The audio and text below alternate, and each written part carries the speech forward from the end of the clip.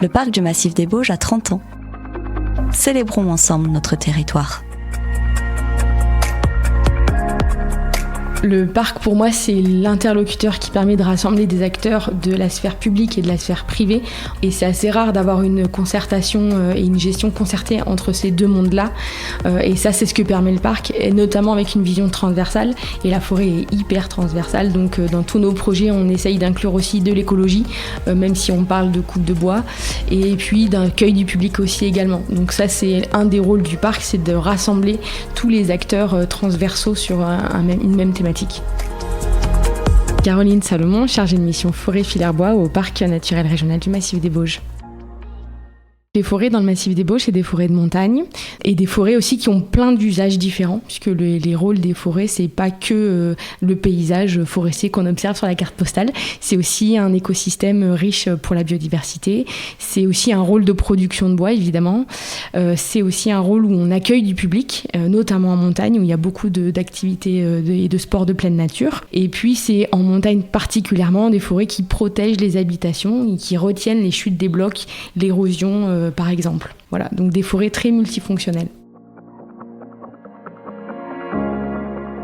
Dans le Massif des Bauges, on a une filière bois qui est encore présente, avec plus d'une centaine d'entreprises et environ 400 employés de la filière bois, du bûcheron, débardeur, transporteur de bois, jusqu'aux charpentiers menuisiers. Il faut savoir qu'on a la plus grosse population de charpentiers sur les 2 départements.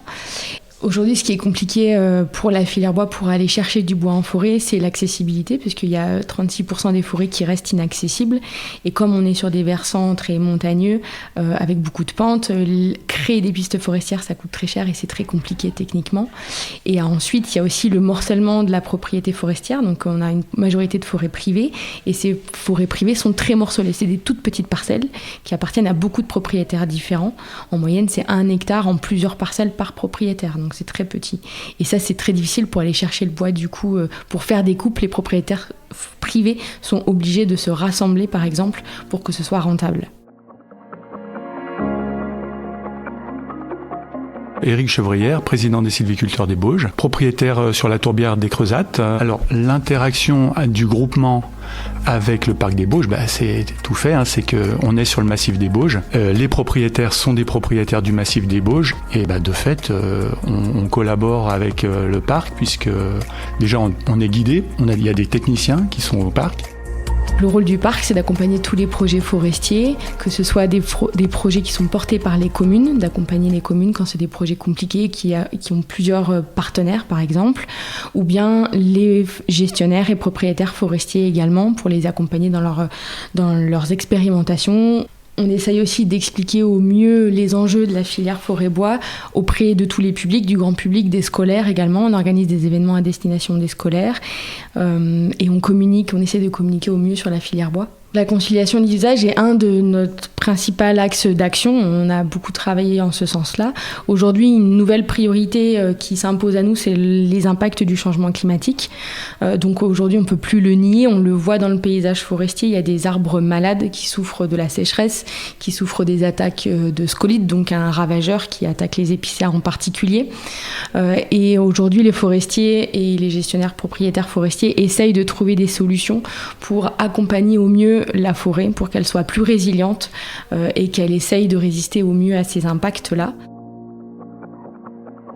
L'intérêt de travailler avec le parc, c'est aussi de découvrir des éléments de la forêt qu'on ignore, comme par exemple aller se promener sur des sites ou d'autres départements pour aborder d'autres problématiques sur la forêt. On visite donc des propriétés où il y a par exemple des enrichissements qui sont faits dans des monocultures et pour essayer de récupérer ces forêts et éviter qu'elles déclinent par des attaques de scolytes. L'idée générale, c'est de mélanger les essences et pas replanter de la monoculture comme dans les années 50. On a besoin de bois, mais le bois change et en fait, les techniques d'exploitation de la forêt sont en train de changer parce que ça veut dire qu'on doit exploiter les tiges choisies et non pas arriver dans une forêt avec une grosse machine et tout couper. Donc on accompagne les gestionnaires et les propriétaires, notamment avec des expérimentations et un suivi dans le temps de ce que les forestiers peuvent expérimenter. Donc on a un atlas des changements de pratiques forestiers qui est en cours de création, et notamment on va aussi créer un guide sylvicole qui prend en compte toutes ces recommandations pour adapter la forêt au changement climatique. Pour vous donner un autre exemple, le parc a aussi beaucoup œuvré pour rendre la forêt plus accessible et permettre d'augmenter le prélèvement de bois pour qu'on ait des bois locaux à fournir à nos charpentiers. Et pour ça, donc, un des freins, je vous l'ai expliqué, c'est l'accessibilité, le fait qu'on n'a pas assez de routes forestières. Et donc le parc a accompagné beaucoup de création de pistes forestières, notamment en créant des études d'impact, par exemple, en réalisant ces études, ou bien des déclarations d'intérêt général, ce qui s'est fait par exemple sur la route forestière de la Motte-en-Bauge.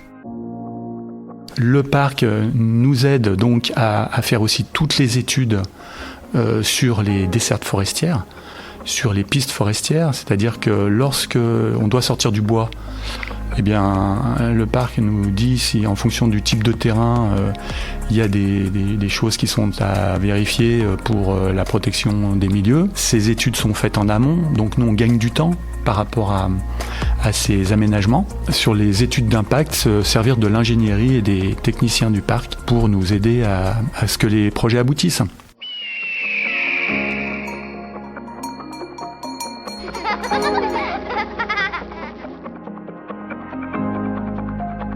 Le parc du Massif des Bauges a 30 ans.